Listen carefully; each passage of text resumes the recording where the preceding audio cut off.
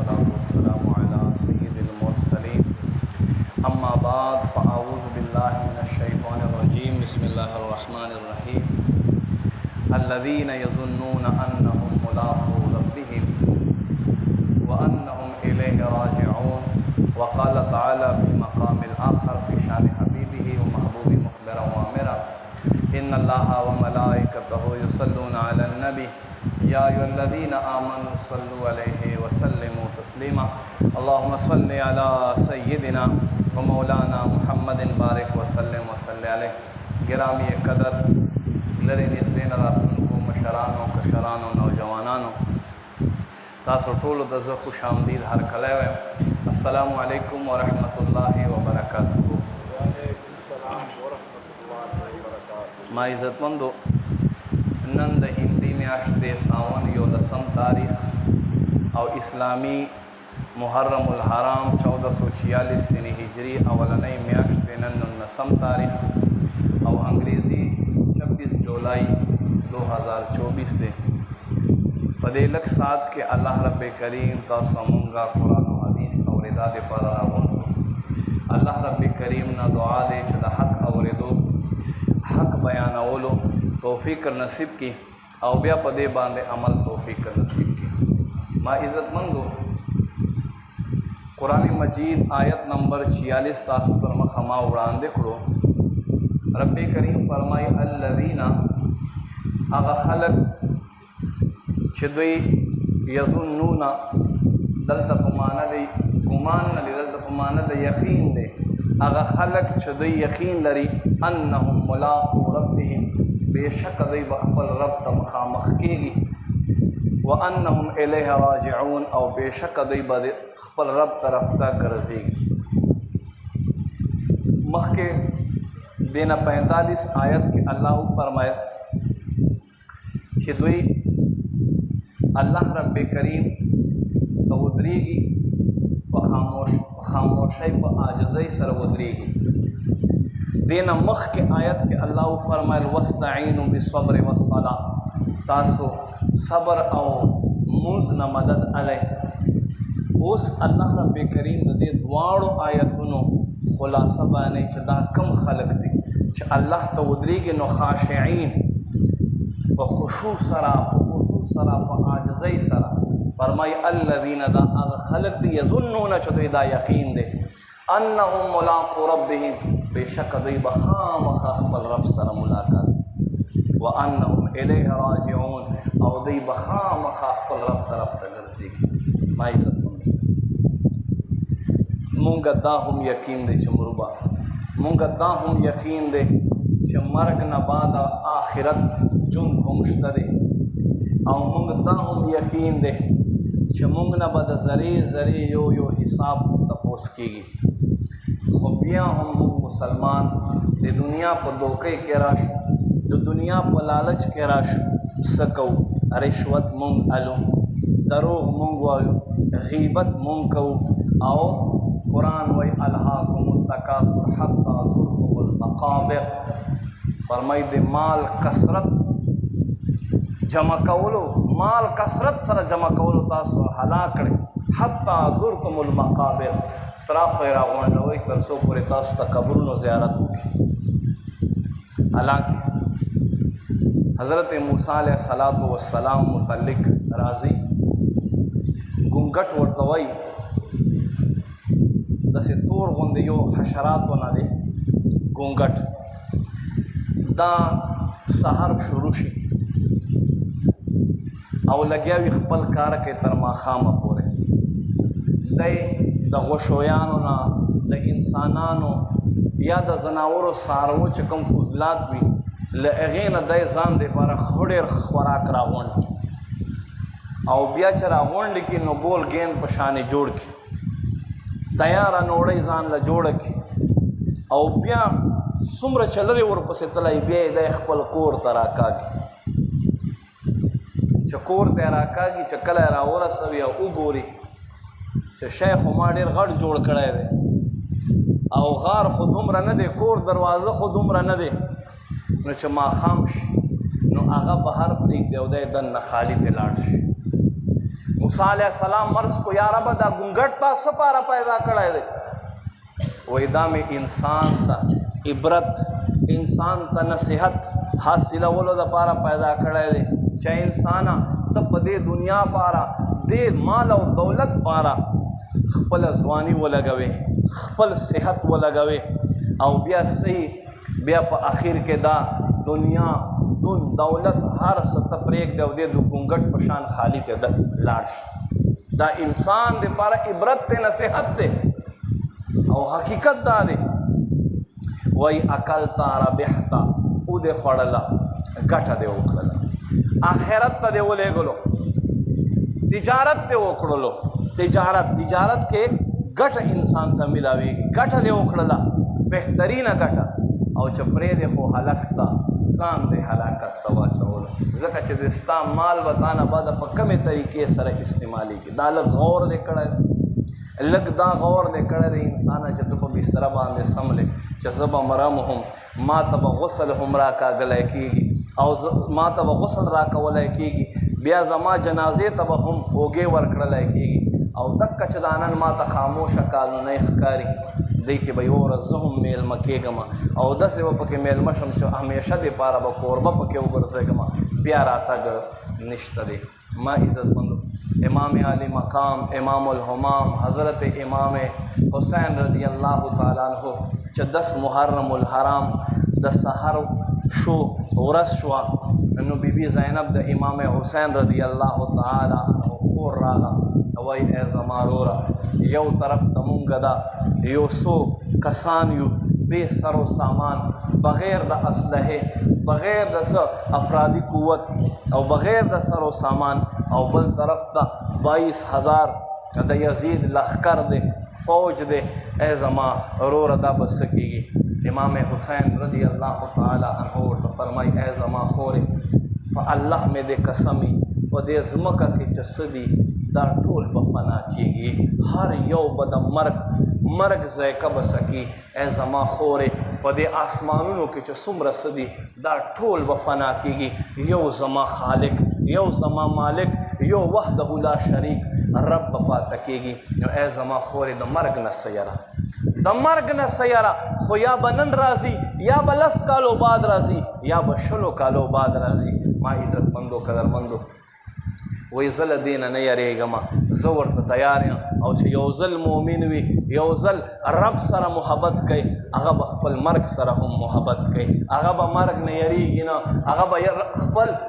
مرګ دپاره تیاری کوي ولې چې هغه دپاره خدا د آخرت د نعمتونو سلسلې ورپاره شروع شي هغه دپاره خو د سکون د دنیا جنجالونو نه راوځي د آخرت راحتونه ورپاره شروع شي نو ځکه حضور فرمایي چې کله یو مؤمن نیک پارسا متقی قبر ته لاړ شي آواز پې وشي نم که نومت العروس ای صاحبه نن داسې سمله لکه ناوې چې په خپله کمره کې په آرام سره سمله حضور فرمایي داسې یو نیک سملي چې قیامت ورځ به راشي قیامت ورځ به راشي په سوونو په زرګونو کاله به یې تېر کړي وایي به هی دا زه چا له خوب نه راپاڅونه داسې به وده شي داسې به وده شي خو هغه چې دنیا کې خپل رب یاد کړی وي خپل رب ملاقات نیتی وي ما عزتمندو قدرمندو حضرت طالوت رضی اللہ تعالیٰ عنہ بنی اسرائیل و بادشاہ د الله نبی په حکم سره مقرر شو بنی اسرائیل وی مونږ جهاد کو جالوت باچا سره ور سره روان شول چې روان شول ما عزتمندو قدرمندو دوی ته الله یو امتحان ورکړو چې مخې ته به یو نهر راځي قرآني واقعه د سوره بقره تاسو به له دې نهر نه نسکئ اوبه مګر یوه لپ زیاتې نه او بس چا چې ډېرې وڅکلې به مخکې نه شي تللی حضرت طالوت رضی اللہ تعالیٰ عنہ د هغې زمانې بادشاہ منع کړو په دې لښکر کې داود علیه السلام هم د کم عمر ځوان هلک دی ما عزتمندو د منع کړل خو دې باوجوده هم ډېرو خلکو وڅکل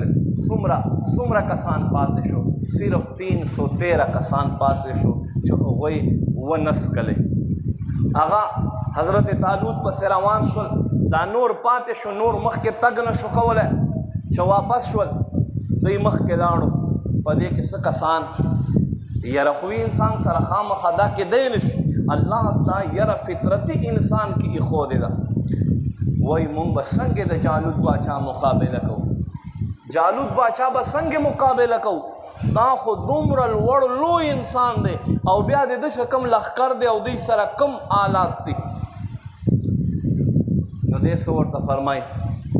کم من فئة قلیله غلبت کثیره څومره داسې لښکرونه وي چې لږ وي او دا په کثیر باندې الله غالب کی اکه خبره وه چې په زرګونو تعداد سره جالوت باچا سره لښکر راوتی او دې خوا طالوت سره صرف 313 ایمان وال خلک دي الله دې ایمان والو ته غلبه ورعطا کړه علما فرمایي دا آیت د دوی خلقو متعلق نازل شوی بني اسرائیلو چې الله فرمایي الذین یظنون انهم ملاقو ربهم دا هغه خلق دي چې دوی دا یقین دی چې دوی به خپل رب سره ملاقات کوي وانهم الیه راجعون او دوی به په هر صورت کې خپل رب طرف ته ګرځي خو نن زما مسلمان نن ما مسلمان په کم حالت کې دی نن مسلمان د پستی شکار دی نن مسلمان د زوال شکار دی نن مسلمان خودکشي کوي د ټینشن لاسه نن مسلمان قتل و غارت کوي د دنیا د لانجول لاسه د دنیا د فکرونو لاسه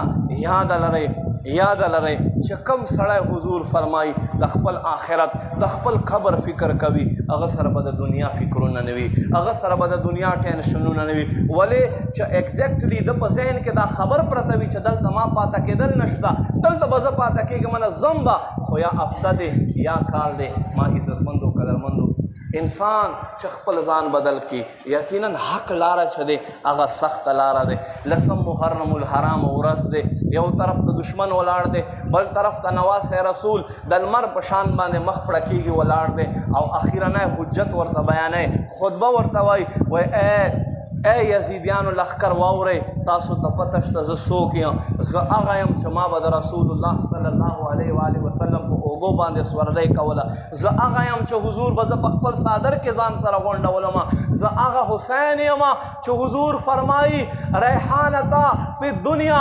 دوه ګلونه زما په دنیا کې دي الحسن والحسین یو حسن دی یو حسین دی زه هغه د رسول الله ګل یم اے دشمنانو زما له دې قتل نه تاسو خپل لاس لرې کړئ کنې تاسو به آخرت خوار شي تاسو به دنیا خواره شي ما عزتمندو قدرمندو حضرت وهب بن منبه رحمت الله علیه فرمایي په مکه مکرمه کې مې یو سړی وکتلو ډېرې چغې وهلې ډېر فریادونه یې کول او وی چې دننه داسې راته محسوس کېږي لکه زما دا بدن چې دا بدن اور اخلي سوځي نو تپوس ترې وشو چې دا ولې وایي زه هغه بدنصیبه یم چې ما د امام حسین رضی الله تعالی عنه خیمو ته اور ور راته کړی نن زما بدن دننه سوځېږي دننه زه سوځمه لګی یم ما عزتمندو امام حسین رضی الله تعالی عنه گویا کې د دې آیت مصداق دی چې انهم ملاقو الی ربهم دوی به خپل رب سره ملاقات کوي ما عزتمندو امام حسین چې دا واز و نصیحت وکړو نو په دې کې حور بن یزید یو قوي جنگجو مضبوط سړی دی هغه امام حسین رضی الله تعالی عنہ ته راغی وایي ما معاف کا زه دې بدبخته لښکرو کې اولنی سړی یم چې ما ته په دې مقام قرب و بلا باندې ودرولې چې مخکې به نه ځې او 3 ورځې مې تاسو پاته کړی او تر دې پورې چې هر څه مې تر باندې بند ما معاف کا او زه ستا طرف ته کېږم ته ما ته حکم وکړه چې زه ستا دپاره څه وکړم نو ما عزتمندو قدرمندو امام حسین رضی الله تعالی عنہ معاف کړلو دی وایي چې تا ما ته معافي وکړه اوس په زه هم ستا له طرفه ځمه او دشمن سره به جنګېږم ما عزتمندو قدرمندو چې کوم خلک آخرت را اوچت کی په مقابل د دنیا پرېږدي نو خلقو ته الله رب کریم مقام ورکړي امام حسین رضی الله تعالی عنہ معاف کړو دیش ډېر شا یزیدیان یې ووجل زخمی شو را پرېوتو امام حسین رضی الله تعالی عنہ را اوچت کړو را یې وړو خپلې خیمې ته وی ما معاف کا ما وی معاف کړای وی نه حضور ما معاف کا او ما داسې معاف کا چې زه رسول الله صلی الله علیه و آله وسلم سره خپل سترګې ولګوم. نبی پاک صلی الله علیه و آله وسلم ما ته د خپلو لاسونو نه د حوض کوثر جامونه عطا کی وی ما معاف کړای. د شهادت جام وڅکلو دینا بعد د ضرور راغی ما عزتمندو قدرمندو هغه هم د شهادت جام وڅکلو. یو طرف ته دشمن بل طرف ته لږ شانته مسلمان دي که مونږ غور وکړو نن هم مونږ مسلمان چې یو هر طرف ته پستی او زوال شکار یو. مونږ د فلسطین مسلمانو متعلق غږ نشو کولی چې غږ کوو زما بیا منبر ته خیر نشته دی زما بیا جماعت ته خیر نشته دی ولې چې مونږ هر طرف ته پسو شوي. اخر مسلمانه ته به کله ویښېږې دشمن خو تا داسې تا نه راګیر شو داسې مسلمان گیر شو چې دا گیم کې چې څنګه ته یو کارټون استعمالوي دشمن ته دغه شانتې استعمالوي. افسوس خبره ده مسلمان چې نن دا کم زوال شکار دی هغه وجه دا دی چې مسلمان خپل عمل پرېښودی دی. ښه ورته پته شراب حرام دی دی به شراب څکي. ښه ورته پته ده چې مسلمان سره ظلم زیاتوب اسلام منع کړې ده دی به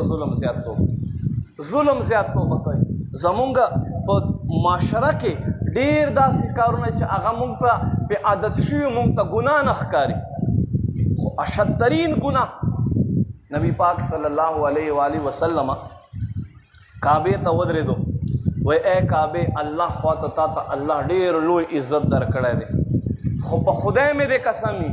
چې یو مؤمن عزت آبروی الله لتا عزت او آبروی نه 70 ځله اوچت کړی او وی فرمایل د کعبې غورځولو دومره ګناه نشته چې یو مسلمان ورور ته څوک ټیس ورسېد تکلیف ورسېد. زموږ مسلمان داسې ګناهونه کوو چې هغه ګناه